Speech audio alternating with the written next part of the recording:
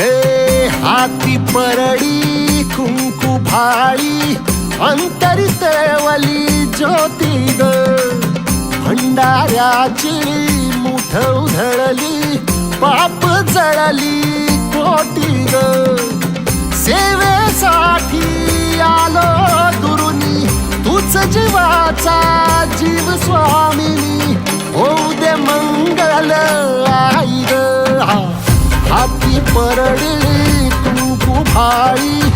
अंतरी तेवली ज्योती ग भंडाऱ्याची मुठ उधळली पाप जळली कोटी ग